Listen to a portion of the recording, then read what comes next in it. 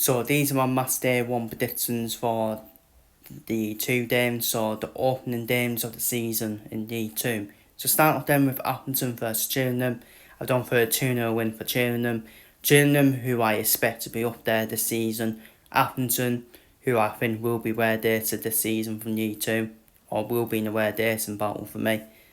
Probably not one of the worst teams in the squad for me. One of the worst squads in the league for me, Appleton. While Gillingham on the Dalvin Ainsworth got a very good squad, and I think that will show in the end. I'm going to go for a 2-0 win for Gillingham against Appleton. Barnet's return to the EFL starts at home to Pete Wells Fleetwood.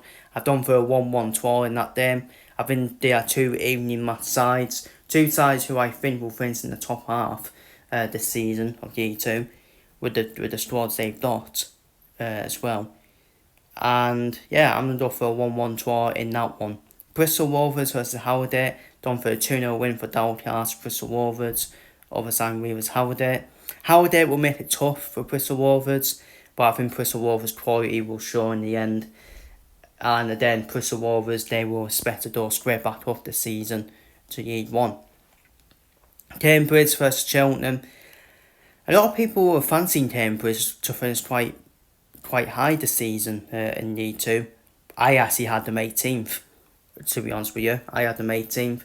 I just think it's been a while since they've been back in League 1. League 1. It's been a while since they've been back in League 2.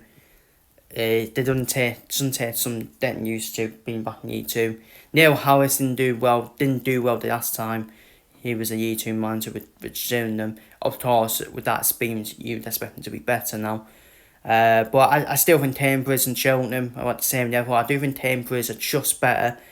I've got a better squad than Cheltenham. But I've done for a 1-1 draw in that game between Cambridge and Cheltenham. I do think Neil Harris and Michael Finn, they have had some joy as managers, but they have had some downfalls as well. Chesterfield versus Barrow. Barrow, who I think will be one of the teams, I think they will get relegated this season. Lost far too many key players. Chesterfield, one of the promotion favourites. I expect Chesterfield to win that game quite comfortably, 3-0 against Barrow. Colchester versus Tranmere. That will be a very tight game between two solid teams. I'm actually going for a 0-0 draw between Colchester and Tranmere in that game. Twinsbury versus Quarry. I've done for Twinsbury to get a tight 2-1 win over Quarry. Stockton sees Quarry will give Twinsbury a game, but Twinsbury very strong at home. I think they'll win 2-1 over David Artell. MK Dons versus Oldham. Oldham's return to the EFL starts with probably the worst start to the season you probably could have asked for against the favourites this season, MK Dons. I think MK Dons will be far too much for that Oldham team, in my opinion.